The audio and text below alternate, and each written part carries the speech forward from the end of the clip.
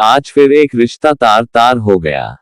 सुधीर, तुमको समझ में नहीं आ रहा, मैं बिल्कुल साफ साफ कहे दे रही हूँ कि ना तो मैं तुम्हारे माँ बाप के लिए ऑफिस से छुट्टी ही ले पाऊंगी और ना ही उनकी किसी भी प्रकार की तीमारदारी कर पाऊंगी। मुझको तो समझ में ही नहीं आता कि पता नहीं क्यों ये लोग यहाँ चले आए अपना मुंह उठाकर। ये तो बिल्कुल वही कहावत हो गई कि मान ना मान मैं तेरा मेहमान। रानू एकदम से चिन्हुक कर बोली। प्लीज धीरे बोलो रानू, मम्मी पापा सुन लेंगे। आखिर मेरे हैं तो मम्मी पापा ही वो, बस 2-3 दिन के लिए मान जाओ ना प्लीज। बस मैं अपना प्रोजेक्ट समाप्त करके खुद ऑफिस से 2-4 दिन की छुट्टी ले लूंगा और वैसे ही जल्दी ही उनको वापस भेजने की कोई ना कोई जुगाड़ लगाऊंगा कि वो लोग यहाँ पर ज्यादा रुके ही ना। सुधीर एकदम से रानू के आगे रिरियाते हुए सा बोला। सुधीर, वो लोग सुनते हैं तो सुन ले मेरी बातों को, कौन मैं उनसे छुपाना चाहती हूँ, मैं तो बल्कि और जोर जोर से कहूंगी और मुझको इस बात से कोई फर्क नहीं पड़ता, क्योंकि मैं तो चाहती ही हूँ कि वो लोग मेरी बातों को सुन ले, क्योंकि घर में यहाँ कोई खैरात घर नहीं खुला है कि जिसका जी चाहे वो चला आए। मैंने तुमसे कितनी बार कहा है कि ये घर तुम्हारा नहीं है, ये घर मेरे मम्मी पापा ने मुझको गिफ्ट किया है और तुम इस घर में मेरे साथ रह रहे हो। इस बात के लिए हमारा और हमारे मम्मी पापा का एहसान मानो। मुझको एक पल के लिए भी तुम्हारे मम्मी पापा का साथ बर्दाश्त नहीं। मैं अच्छी तरह समझती हूँ कि जरूर तुमने ही उनको फोन करके बुलाया होगा और मेरे सामने झूठ मूठ का दिखावा करने की कोशिश कर रहे हो।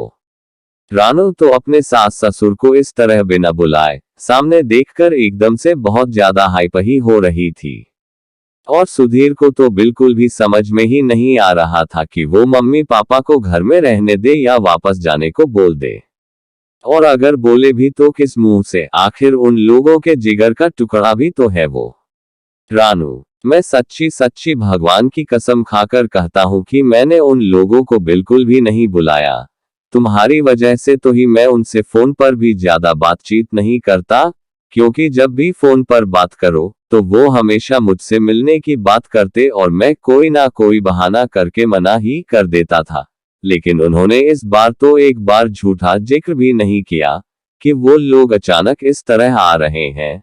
प्लीज रानू, सिर्फ 2-3 दिन इतनी दूर से आए हैं, प्लीज मान जाओ ना, फिर मैं उन लोगों से खुद ही वापस जाने के लिए बोल दूंगा, ये मैं तुमसे वादा करता हूँ। सुधीर अभी भी रानू के आगे हाथ जोड़कर रिरिया रहा था, लेकिन रानू तो जैसे कुछ भी सुनने के लिए तैयार ही नहीं। कुछ इस तरह से कि सचिन और गंगा का बेटा सुधीर दूरदराज बड़े से शहर में नौकरी करता था। उसने शादी अपने ऑफिस की एक मनपसंद लड़की से कर ली। शादी के बाद 1-2 बार तो सुधीर उन लोगों के पास आया मिलने के लिए, लेकिन इधर 1.5-2 साल से बिल्कुल ही आना छोड़ दिया और अब तो उनके एक छोटा सा बच्चा नकुल भी था। अब तो जब तब पोते को देखने की तो मन में और भी ज्यादा हुक उठती, क्योंकि मूल से ज्यादा सूद प्यारा होता है। बस इसीलिए सुधीर को बिना बताए दोनों ही लोग ये सोचकर उन लोगों के पास चले आए कि शायद सही बात है कि बेटे बहू को छुट्टी नहीं मिलती, हम ही लोग उनसे जाकर मिल आते हैं।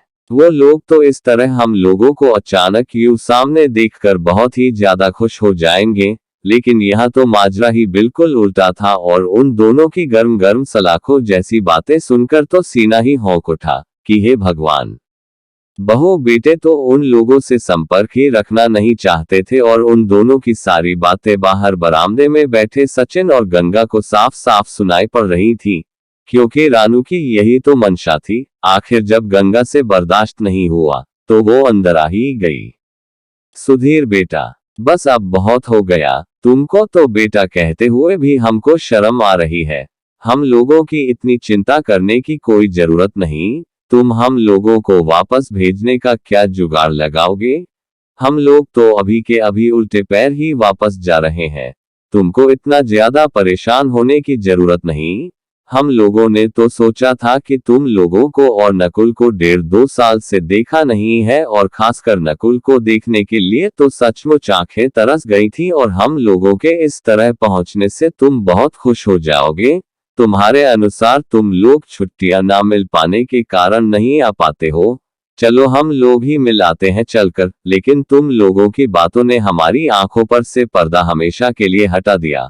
सचमुच बहुत अहंकार करती थी मैं कि भगवान ने हमको तो बेटा दिया है, वो भी लायक, तब तो हम लोगों का बुढ़ापा सचमुच बहुत अच्छी तरह से ही कटेगा। लेकिन बेटा ये नहीं जानती थी कि ये भी दिन देखना हम लोगों की किस्मत में लिखा है। काश भगवान हमको बेटी दी होती, तो कम से कम ममता से तो आंचल भरा रहता हमारा। इस तरह दुत्कारती तो ना, पता नहीं क्यों लोग बेटी हो जाने पर मलाल करते हैं। गंगा साड़ी के पल्लू से अपने गालों पर बहते हुए आंसुओं को पोंछकर बोली, और हाँ सुधीर, एक और बात कान खोलकर सुन लो, आज से ये आंसू तुम्हारे लिए कभी भी नहीं बहेंगे, कभी भी नहीं। मेरी ममता को ललकारा है तुमने, लेकिन आज से मेरे दिल के दरवाजे तुम्हारे लिए हमेशा हमेशा के लिए बंद। मेरी बात तो सुनिए, ऐसा कुछ नहीं है, शायद गलत समझ रही हैं। सुधीर थोड़ा घबराते हुए बोला, क्योंकि वो समझ तो गया कि रानू की सारी बातें उसके मम्मी पापा ने सुन ली हैं। और रानू ने तो और भी बेशर्मी की हद पार कर दी, सारी लोक लाज छोड़कर पलंग पर ही चढ़ी बैठी रही। सुधीर, क्या कहना चाह रहे हो तुम कि हम तुम लोगों की बातों का मतलब नहीं समझे? ये बाल हम लोगों ने धूप में नहीं सफेद किए हैं। सचमुच बहुत आसान फरामोश हो गई आज की औलाद। लेकिन बेटा चिंता ना करो, अभी तुम्हारे आगे भी बेटा है और एक माँ बाप की आह कभी खाली नहीं जाती, इस बात का ध्यान रखना। सचिन ने भी अपने आंसुओं को पोंछते हुए कहा, तुम क्या समझते हो कि तुम लोग हमारा साथ छोड़ दोगे तो क्या हम लोग जी नहीं पाएंगे? अरे हम लोग एक दूसरे के लिए बहुत हैं, दोनों एक दूसरे के सहारे जिएंगे, लेकिन अब जीवन में कभी दोबारा तुम लोगों की तरफ मुड़कर भी नहीं देखेंगे। ये कहते कहते सचिन तो हौंफने ही लगे, लेकिन सुधीर बेशर्मों की तरह सचिन को हौंफता देखता रहा और एक कदम भी आगे नहीं बढ़ा। आप ज्यादा परेशान मत होइए, वरना आपका ब्लड प्रेशर हाई हो जाएगा। क्या आपको हमारे ऊपर विश्वास नहीं? वो लोग भी जिंदगी में जीते हैं जिनके औलाद नहीं होती, हम भी यही सोच लेंगे कि भगवान ने हमको औलाद दी ही नहीं थी। गंगा सचिन का सीना सहलाते हुए बोली, बिल्कुल ठीक कह रही हो तुम गंगा, लेकिन अब नहीं, हम दोनों ही एक दूसरे के लिए काफी हैं।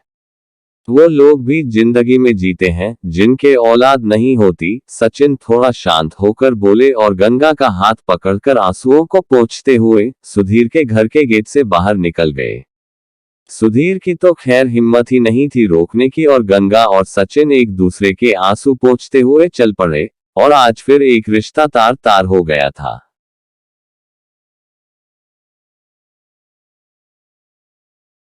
धन्यवाद। ऐसे ही रोचक कहानियों के लिए चैनल को लाइक और सब्सक्राइब करें तथा बेल आइकॉन को दबा दें।